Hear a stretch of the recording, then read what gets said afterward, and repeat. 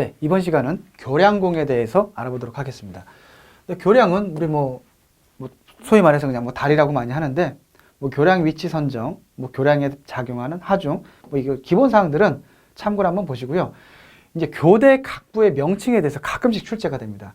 교자라고 하는 것은 교량의 일단을 지지하는 것으로 우리 받침, 그 교량 받침들이 있습니다. 베어링 또는 교자 장치라고 하는데 이 부분을 1번이라고 했죠. 이 부분을 교자라고 합니다. 그리고 흉벽, 2번은 흉벽 혹은 배벽, 3번은 답궤판, 4번은 구체, 교량, 교대. 교대라고 하는 것은 교량의 시작점과 끝점을 교대라고 하고 그 사이에 있는 것을 우리가 교각이라고 하는 거죠. 그리고 교대 기초 5번, 그리고 교대의 날개벽 6번은 교대의 날개벽이다.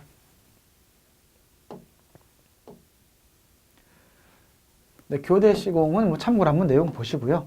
네, 교대 종류, 직벽교대, 유형교대 해가지고 이렇게 참고로 한번 내용상 한번 그냥 보시기 바랍니다. 교대에 작용하는 매력도 그냥 읽어보시기 바라고요. 이제 교각. 교각은 교대하고 교대 사이에 교각, 우리가 삐역 또는 교각이라고 하는 거죠. 이제 교각에 작용한 하중은 연직력, 수평력, 교각의 세울 방지 대책, 근고공이라고 해가지고 밑다진 공이라고 합니다. 사석공, 교각, 물과 접하는 부분을 돌 또는 돌망태 또는 콘크리트 블록으로 쌓아주는 거죠, 주변에. 왜?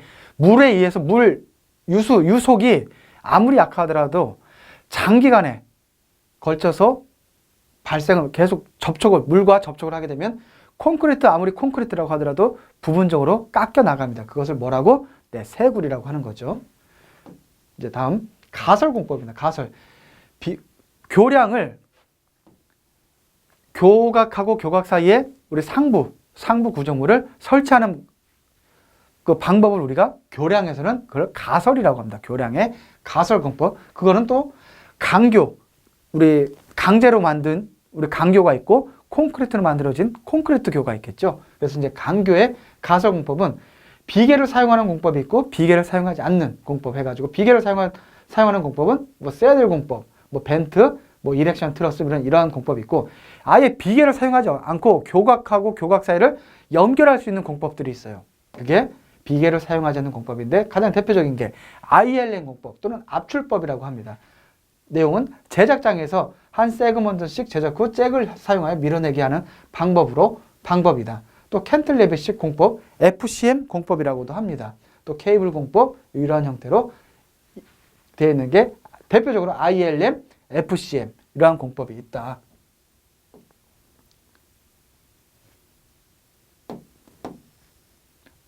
이제 콘크리트 교죠. 이제 콘크리트 교를 가설하는 공법은 동바리 공법, FSM 공법, 동바리를 사용하는 방법이 있고 FSM, 또 캔틀레버 공법 해가지고 아까 좀 전에 강교에서도 FCM 공법이 있었죠.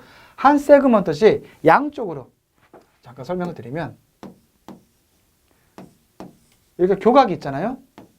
그러면 여기서부터 콘크리트를 타설해 나갑니다. 이런 식으로. 여기서도 마찬가지로 콘크리트가 이렇게 오겠죠. 이런 형태를 우리가 FCM, 캔틸레버 공법 또는 FCM 공법이라고 한다. 이동식 동바리 공법은 MSS 또는 압출 공법. 이것은 콘크리트. 좀 전에 강교에서도 있었지만 콘크리트 교량에서 특히 ILM 공법은 무슨 말이 항상 들어가느냐. 추진코, 노즈를 사용해서 가설 직선이나 곡률 반경이 일정한 교량에 적합한 공법이다. 한쪽에서 제작장이 있습니다. 이제 ILM 공법은 이 부분이 이제 교대라고 치면 이쪽에 제작장이 있어요. 제작장이 있어가지고 계속 어떻게 밀어주는 거죠. 연속적으로 계속 밀어주고 맨 앞에 코가 나와 있다고 합니다. 그것을 우리가 노즈라고 하는 거죠.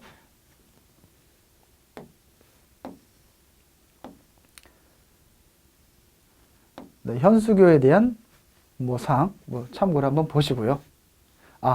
또 이제 사장교라고 하는 것들이 있죠. 주탑에 현수교는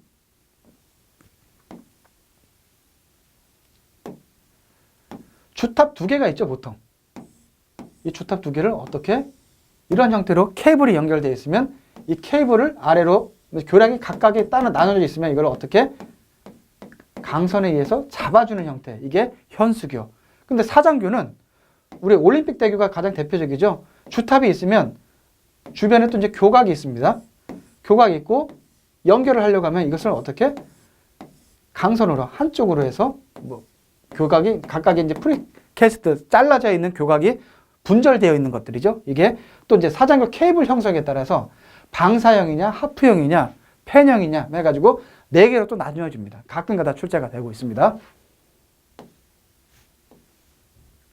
네, 예상 문제 한번 보시고요. 네, D 부분은 뭐라고 하느냐? 뭐라고 할까요? 한번 살펴보시기 바라겠고요.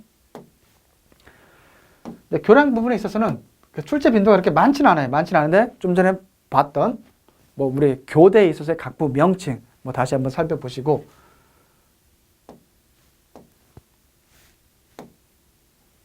예, 다음 포장공 보겠습니다. 포장공은 전통적으로 아스팔트 포장하고 콘크리트 포장이 있는데 이제 그 중에 또 아스팔트 포장에 대한 우리 시방 기준이 최근에 그 옛날 기준하고는 조금씩 규격 개정된 사항도 있고 해서 변경된 사항이 일부 있습니다. 아스팔트 포장과 뭐 콘크리트 포장에 대한 그 장단점에 대해서는 아스팔트는 어떻게 우리 유지 보수를 많이 하죠. 5년마다 5년에서 또는 10년마다 더 씌우기가 필요하지만 콘크리트 포장은 굉장히 유지 관리 기간이 깁니다. 오래 사용할 수가 있어요. 그리고 중차량에 대한 내구성이 양호하고요. 대신 아스팔트 포장은 소음 진동이 적고 평탄성 양호하고 주행성이 좋죠. 나머지 부분 참고로 해서 읽어보시기 바라겠습니다. 노상 노반의 안정처리 공법, 또 보조기층법 넘어가겠습니다. 네, 아스팔트 포장과 콘크리트 포장에서 정의사항, 이것도 한번 참고로, 최근에 우리 아스팔트 포장에 대한 우리 시방서에 대한 기준이 좀 변경된 사항을 제가 좀 넣어놨습니다. 근데 아직까지 최근에 이러한 부분까지 일단 우리 시험 문제상으로는 좀 아직까지는 좀 반영이 잘 안 되고 있는 것 같습니다.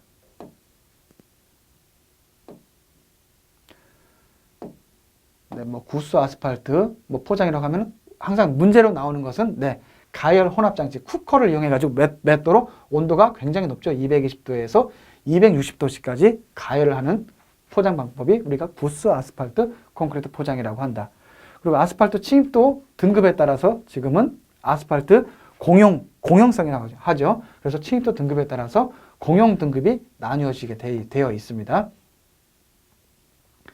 아스팔트 혼합물에 있어서 기본적인 포장 단면은 노체, 노상, 그리고 동상방지층이 있는 경우도 있고 없는 경우도 있고 보조기층, 기층, 중간층, 표층 이런 형태의 포장 단면을 이루고 있습니다. 네, 아스팔트 혼합물의 종류, 미립도 아스팔트냐, 미립도 아스팔트 혼합물 중에서도 여러 가지 표층용, 그리고 용도에 따라서 또는 특징은 어떤지 한번 참고로 한번 미립도 아스팔트부터 내유동 아스팔트 혼합물까지 한번 참고로 보시기 바랍니다. 우리 아스팔트 포장은 가장 문제가 뭐죠? 특히 여름철에 온도가 높게 되면은 아스팔트의 그 강성이 좀 떨어지죠. 그래서 어떤 러팅이라든지 소성 변형이라고 하죠. 그래서 그러한 부분을 방지하기 위한 게 아스팔트 기술 개발의 핵심이었습니다. 최근까지. 그렇죠? 그래서 대형차, 특히 이제 교통량이 많은 경우는 오래 또 차가 한 곳에 지속적으로 서 있죠. 또 중차량이 서 있게 되면 그 차량의 무게를 아스팔트가 버티지를 못하는 경우가 많아서 어떻게 소성 변형이 일어나게 되는 경우들이 많았었죠. 그러면 뭐가 문제죠? 평탄성도 문제가 되고 교통사고에 대한 우려도 있고 또 비가 오거나 하게 되면 사고 유발도 더 많아지고 그런 문제점이 있었기 때문에 그동안에 그러한 부분 쪽으로 해서 기술 개발이 이루어졌습니다.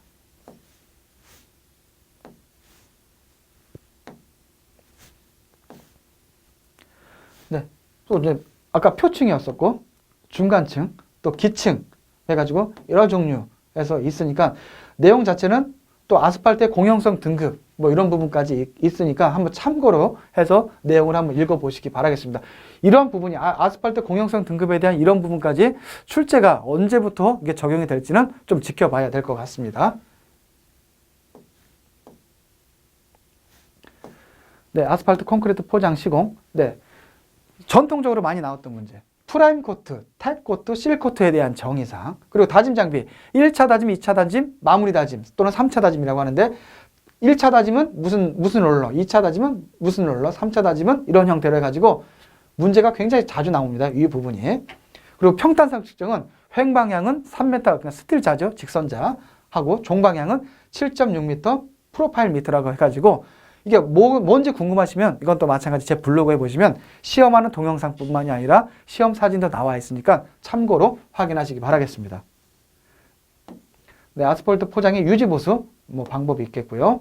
또 철근 콘크리트 포장, 콘크리트 포장은 전통적인 방법에서는 콘크리트에다가 뭐 정도만 들어가죠? 와이어 메쉬 정도가 들어가는데 우리 최근 중부고속도로 같은 경우에는 연속 철근 콘크리트 포장이라 해가지고 콘크리트 포장에다가도 철근 배치를 해놨었죠. 그러면서 줄눈을 줄여주고 해서 평탄성을 좋게 하기 위한 방편으로 나온 게 연속 철근 콘크리트 포장 공법입니다.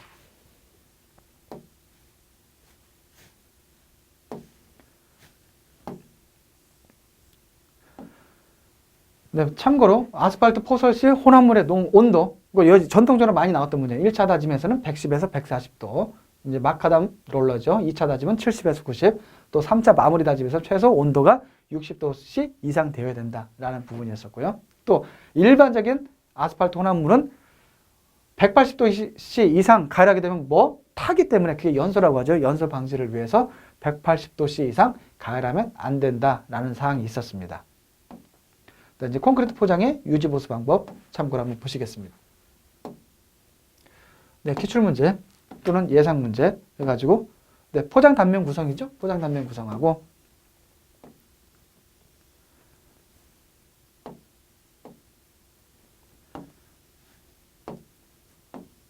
네, 1코트, 태코트, 프라임 코트 아까 좀 알고 계셔야 된다고 말씀드렸었고요. 이 부분은 전통적으로 굉장히 출제 빈도가 높았던 사항이다.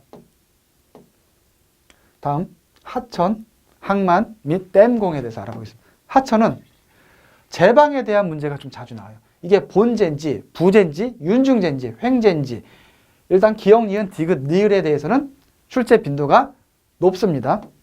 네, 그림하고 연계를 하셔가지고 좀 알아두시기 바라고요. 또 가끔 가다가 갈수위의 정의, 평수위, 풍수위의 정의에 대해서 우리가 수리학에서 나오는 부분이요. 수문학에서 나왔던 부분이죠. 이 부분에 대해서 한번 정의사항 한번 보시고요.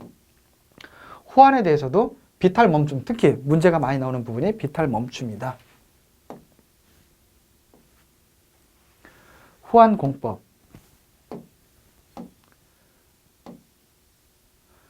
네, 바닥 다짐공의 설치 목적. 호환에서 바닥 다짐은 하상 쇄골을 방지하고 왜? 단단해야 되겠죠. 너무 허술하게 아무리 물 속에 가려져서 안 보인다 하더라도 허술하게 시공을 하면 안 되겠죠. 그래서 바닥 다짐공은 하상 쇄골의 방지, 하상 저하의 방지, 또 국부 쇄골의 방지 목적을 위해서 설치를 한다. 우리 또 이제 방파제. 방파제 종류는 보통 방파제와 보시는 것처럼 뒤에 나오는 것처럼 이제 보시면 근데 먼저 보통 방파제는 우리가 똑바로 서 있는 그냥 직립제가 있고요. 또 경사제 그리고 혼성제로 이렇게 나뉘어집니다. 혼성제는 직립제와 경사제의 그 중간 부분 이렇게 되어 있고요.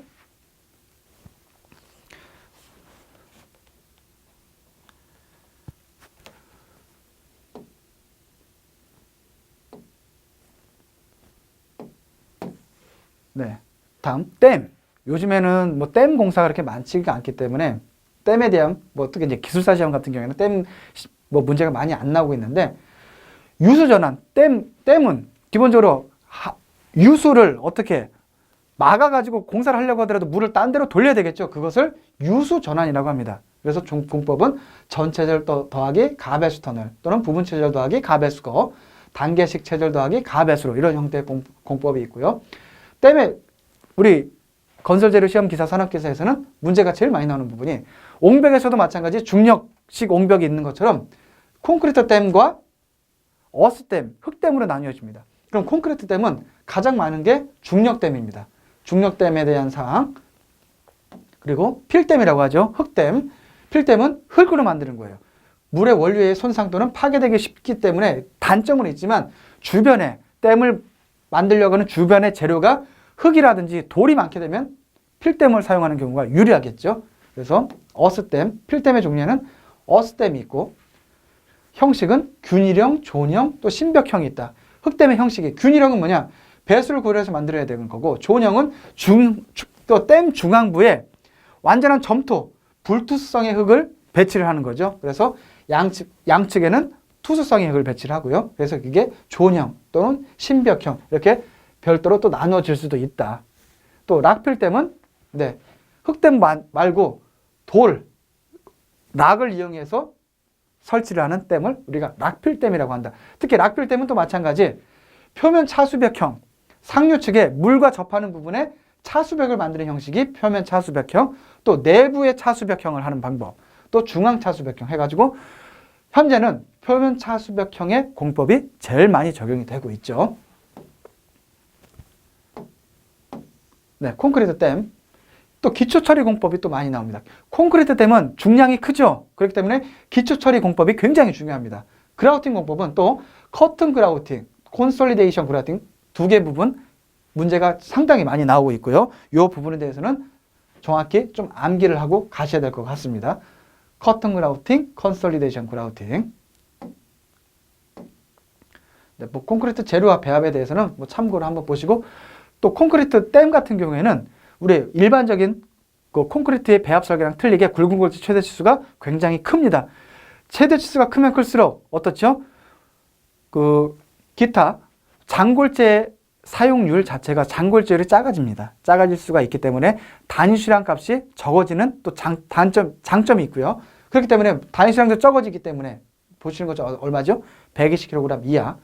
그에 따라서 어떻게? 시멘트량도 줄고, 또 특별하게 또 댐은 구조물 자체가 굉장히 크죠. 매스한 구조물이죠. 가능하면 어떻게 해야 된다?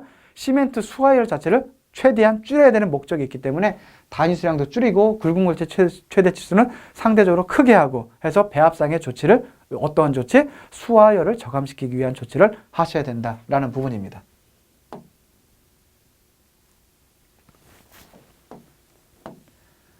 네, 수화열에 대한 사항. 또 이제 특수 콘크리트 댐 해가지고 RCD 롤러를, 요즘에는 콘크리트를 거의 콘크리트 포장 또는 아스팔트 그런 재료처럼 슬럼프가 아예 없이 그것을 어떻게 롤러로 다져지게 됩니다. 상당히 빈배합 콘크리트죠. 빈배합이면서 슬럼프가 아예 없는 겁니다. 그게 RCD 공법이다. 네, 필댐 시공 시 주의사항 한번 살펴보시고요.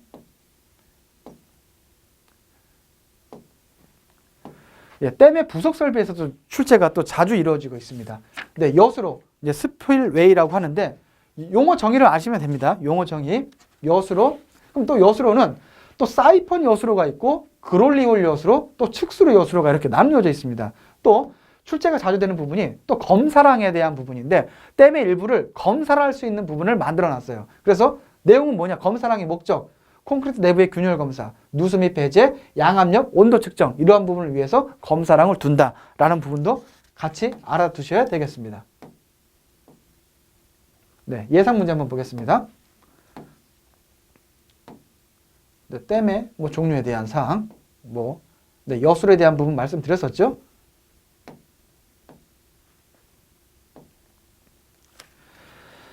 네, 방파제에 대한 부분인데 이 부분도 마찬가지입니다. 보시면 그때 파력은 어떻게 되는가? 이런 부분은 이론에서는 안 나왔는데 가끔 가다가 출제가 되고 있기 때문에 이런 부분 출제가 좀 내가 여력이 있다 하게 되면 좀 암기를 해 두셔가지고 문제 풀이를 하시면 좋겠죠. 또 RCD에서도 아까 말씀을 드렸었고요. 네, 여수로의 종류, 네, 말씀드렸던 사항. 네, 다음 공사 공정 및 품질 관리에 대해서 보겠습니다. 지난 우리 콘크리트 공학에서도 품질 관리에 대한 사항 나왔었는데 여기서는 공사 공정에 대한 부분 위주로 해가지고 좀 말씀을 드리도록 하겠습니다. 시공 관리의 3대 목표. 원가 관리, 품질 관리, 공정 관리. 또 최근에는 어떠한 사항을 더 관심 사항으로 하고 있죠? 네, 안전 관리가 굉장히 중요시되고 있죠. 네, 품질 관리에 대한 사항은 네, 품질 관리 7가지 도구 지난 콘크리트 공학에서도 말씀드렸으니까 참고로 보시면 될 것 같고요. 네, 공정 관리에 대한 부분. 공정 관리 기법의 종류는 간트 차트, 바 차트, 바나나 곡선, 네트워크 이렇게 있는데 바 차트는 많이 보셔가지고 내용 읽어보시면 될 것 같고, 이제 네트워크의 기법을 많이 우리가 적용을 하고 있는데, 네트워크 작성의 기본 원칙은 우리가 네 가지를 일반적으로 시험에 나오고 있습니다. 공정의 원칙, 단계의 원칙, 연결의 원칙, 활동의 원칙 한번 내용 정의하시면서 읽어보시면서 내용 정리해 두시기 바라겠습니다. 그리고 주공정선이라고 항상 나와요. 크리티컬 패스. 이 크리티컬 패스를 기준으로 해가지고 공정 단축을 한다고 하면 이 주공정선에 있는 날짜를 기준으로 해서 공개를 단축해야 됩니다. 근데 공개 단축한다고 해서 그냥 공개가 단축이 되나요? 그에 따르는 뭐가 수반이 되죠? 네, 공사비 증감이 들어가게 되는 거죠. 원가 요소가 증가한다라고 보시면 되겠습니다. 그냥 공짜로 되는 건 없죠. 네, 네트워크 공정법의 가장 대표적인 거 퍼트 공법과 CPM 공법이 있죠. 퍼트 공법은 네, 주 목적이 공개 단축이다. CPM은 네, 공사비 절감이다. 또 대상은 퍼트는 비반복 사업, CPM은 반복 사업이다. 이벤트 중심이고 액티비티 중심이다. 3점 견적법, 1점 견적법. 네, 이 부분 표 있잖아요. 정확히 좀 알아두셔야 됩니다. 이거 퍼트 공법과 CPM 공법에 대한 특징 정확히 좀 알아두시고 또 마찬가지 퍼트 원칙 아까 4단계 공정, 단계, 연결, 활동의 원칙도 말씀드렸었죠. 이 부분도 출제가 되고 있고요. 특히 또 덤이라는 부분 용어정인데 자원과 시간은 필요 없이 자원 간의 어떤 관계? 앞뒤 선후 관계만 관계되는 명목상의 활동을 뭐라고 하느냐 하게 되면 그것은 덤이다. 이거 용어정의로 출제가 자주 되고 있습니다. 네, 그리고 3점 시간 추정법 이 공식 있죠? 이 문제도 한 2회에 한 번 정도씩 출제가 되고 있기 때문에 최소 1년에 한 번 이상씩 출제가 되고 어쩔 때는 매회 출제가 되니까 이 부분 잘 알아두시기 바랍니다. 네, 품질 공정 일반적인 사항 퍼트 CPM에 대한 사항 말씀드렸었고요. 네, 기대해가지고 추정하는 방법 알아두셔야 된다 말씀드렸었죠. 네, 어느 공사를 완성하는데 다음 뉴워크와 같이 계획이 수립돼요. 이 공사의 소요 공기는 전부 다 더하시면 되는 거예요. 그쵸? 앞 단계로 여기는 6일 걸리죠. 네. 6일 걸리고 이쪽으로 가게 되면 16일. 그렇죠? 16 더하기 12 하면 여기는 28일. 이쪽으로 가보겠습니다. 0에서 2로 가게 되면 얼마죠? 9일 걸리고 9에서 또 9일 가게 되면 18일. 또 1로 가야 되죠? 18일은 명목상이니까 18에다가 12 하게 되면 이렇게 되면 또 30일이죠. 그럼 여기서 다시 6에 가서 이쪽으로 갈 수도 있죠? 그럼 6에서 더하기 8 하면 14일. 14 더하기 9 하게 되면 어떻게 되는 거예요? 23일. 그렇죠? 23일. 23 더하기 4 하게 되면 얼마? 27일로 될 수가 있고 위로 가게 되면 어떻게 됩니까? 또 23일에다가 더하기 12 하게 되면 얼마? 35일까지도 갈 수가 있는 거죠. 이런 식으로 각각에 대해서 전부 다 더해 보셔가지고 하게 돼서 가장 큰 숫자가 나오게 되면 그게 어떻게 소요 공기라고 보시면 되겠습니다. 네, 품질관리 기법. 네, 이것도 마찬가지로 주공정선 한번 확인해 보세요. 이것 해가지고 크게 어려운 부분은 없으니까요. 어떤 공사에서 이건 조금 어려운 문제죠. 한 규격값 SL은 120이고 측정 결과 표준 편차의 추정값은 15, 평균값은 180일 때 이 규격에 대한 여유값은 어떻게 되느냐? 이게 통계적 품질 관리에 대한 공식입니다. 시그마분의 평균값 빼기 어떤 값? 한 규격값. 하게 되면 15분의 평균값이 180 나왔었죠. 빼기 SL은 얼마였습니까? 120이죠. 이걸 하게 되면 4. 해서 이게 보통 우리가 여유값은 3 이상으로 통계적 품질 관리에 주어져 있습니다. 그러면 4 빼기 3은 3보다는 지금 여유가 어떻게 더 높지요? 그럼 4 빼기 3 해가지고 1이 되는 거죠. 그래서 어떻게? 시그마는 1로 주어져 있죠. 어떻게 15로 주어져 있죠. 그래서 여유값은 15kg/제곱센티미터에 대한 부분이다. 만약에 이게 5가 되면 어떻게 되겠습니까? 5가 되면. 그러면 5 빼기 3에 대해서 하게 되면 이거 하면 30이 되겠죠. 그러니까 이 부분도 자주 출제되는 부분은 아닌데 어려운 문제가 나오게 되면 이런 형태도 문제가 나올 수 있다라는 부분입니다. 네, 공정관리 3대 요소. 기타 특별하게 어려운 부분은 없었고요. 네. 그래서 계속 이 부분 많이 나오죠. 추정하는 방법, 시간 추정하는 법. 굉장히 출제가 많이 됐었습니다. 최근까지도. 네, 이렇게 해서 제 두 번째 과목, 시공에 대한 강의를 마치도록 하겠습니다.